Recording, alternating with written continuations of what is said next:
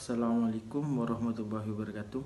Baik, di sini saya akan membuat vlog tentang korupsi yang terjadi di Indonesia. Di dunia ini, dalam sistem pemerintahan pastilah akan terjadi berbagai macam penyelewengan yang terjadi, baik secara disengaja maupun tidak disengaja. Para pejabat-pejabat yang memiliki kekuasaan sering menyalahgunakan kebijakan yang mereka terima dan menggunakannya untuk kepentingan mereka sendiri tanpa mereka memikirkan bangsa dan negaranya dan dampak dari apa yang mereka lakukan. Salah satu tindakan yang sering terjadi di seluruh benua dunia ini adalah korupsi dan yang mendarah daging di negeri kita, yaitu Indonesia.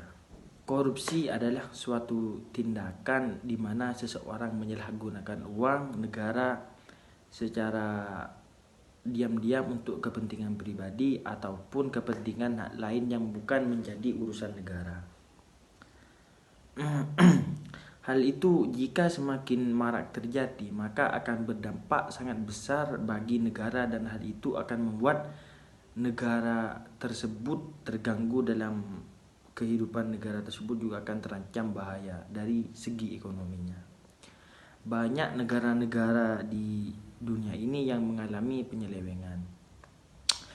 Tindakan korupsi salah satunya adalah negara kita, Indonesia.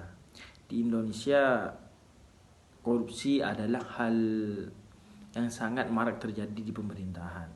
Hal tersebut terjadi karena banyak faktor, salah satunya yaitu rendahnya kekuatan iman yang dimiliki oleh para pejabat.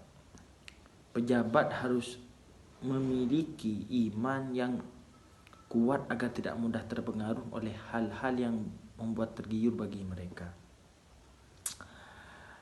Walaupun sudah didirikannya KPK untuk memberantas korupsi ini, hal itu tidaklah cukup untuk menghilangkan korupsi di Indonesia.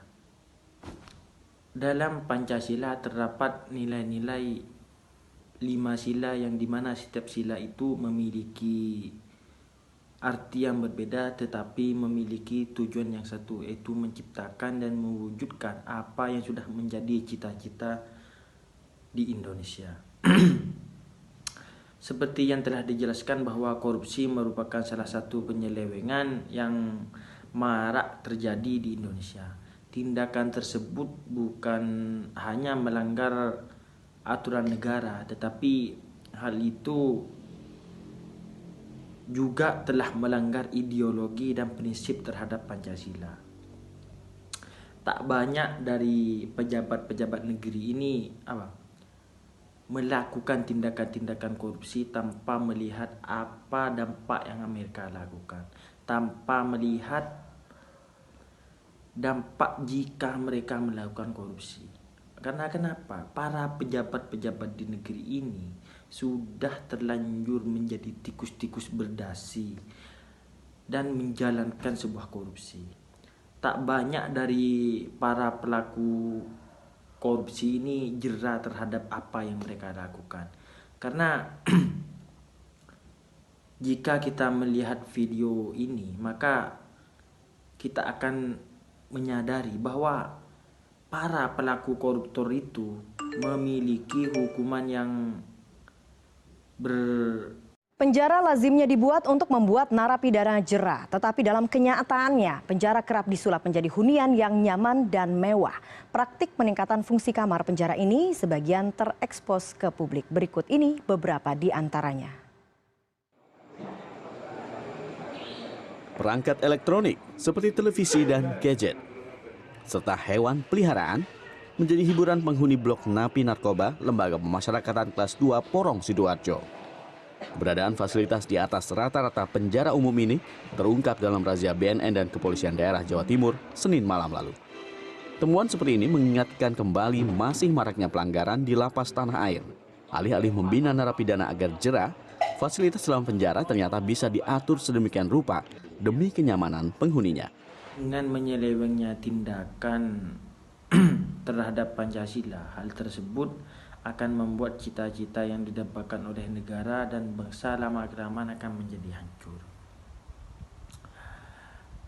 Maka dari itu terdapat hal penting dalam tindakan korupsi terhadap Pancasila yaitu dengan kita melakukan tindakan korupsi, kita sama saja telah menghancurkan Pancasila yang telah susah payah dibuat oleh pendiri bangsa kita yang berjuang mati-matian. Salah satu hal yang menarik dalam pelantikan atau pengucapan sumpah atau janji jabatan itu adalah substansi dari sumpah atau jabatan itu sendiri. Dan inilah isi sumpah atau janji jabatan yang biasa diucapkan sebagai berikut ini.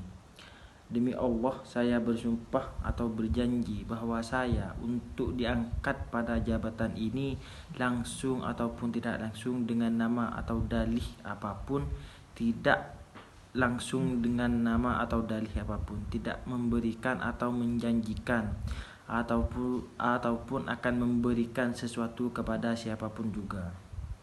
Bahwa saya untuk melakukan atau tidak melakukan sesuatu dalam jabatan ini tiada sekali-kali menerima dari siapapun juga, langsung ataupun tidak langsung, suatu janji atau pemberian.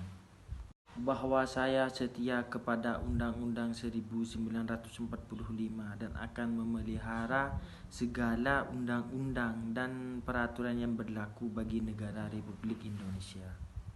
Bahwa saya akan setia pada nusa dan bangsa dan akan memenuhi segala kewajiban yang ditanggungkan kepada saya oleh jabatan ini. Bahwa saya akan menjalankan tugas dan kewajiban dengan penuh rasa tanggung jawab kepada bangsa dan negara.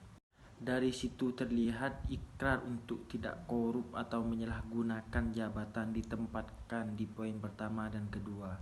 Setelah itu baru komitmen untuk setia pada konstitusi dan bangsa, dan terakhir menyangkut pelaksanaan tugas. Jika sumpah jabatan itu dihayati dan dilaksanakan dengan kesadaran penuh, logikanya tak ada pejabat di negeri ini yang korupsi atau menyalahgunakan jabatan. Namun realitanya masih ada pejabat yang dulu mengucapkan sumpah atau janji itu di istana negara yang justru terjerat kasus korupsi. Tak heran jika mereka yang dulu bersumpah suci itu setelah tersangkut perkara korupsi akan menuai sumpah serapah dari rakyat. Hanya dengan mengamalkan sila-sila dari Pancasila, hunusan bilah pedang anti korupsi mampu melesat cepat, tertuju menusuk dan mematikan detak jantung laten korupsi. Jika ada yang berani korupsi, sama saja berani mengkhianati nilai-nilai dari setiap butir dari yang ada di dalam Pancasila. Sila pertama, ketuhanan yang Maha Esa, memiliki esensi agar kita takut, terhindar dari niat dan godaan untuk berperilaku koruptif.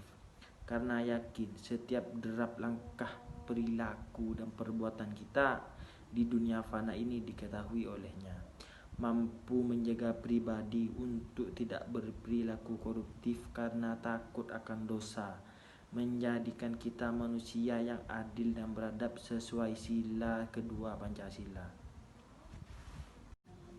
Semangat dan implementasi esensi sila pertama dan kedua dapat menjadi tujuan sila ketiga, Persatuan Indonesia, dalam mengentaskan budaya korupsi yang telah berakar urat di negeri ini. Tentunya perang melawan laten korupsi ini harus dipimpin dengan penuh hikmat dan kebijaksanaan sebagaimana esensi dari sila keempat Pancasila. Sirnanya korupsi di Indonesia tentunya menjadi harapan, impian dan cita-cita kita bersama demi keadilan sosial bagi seluruh rakyat Indonesia yang termaktub dalam sila kelima Pancasila. Mungkin hanya itu yang dapat saya sampaikan. Kurang lebihnya mohon maaf. Wassalamualaikum warahmatullahi wabarakatuh.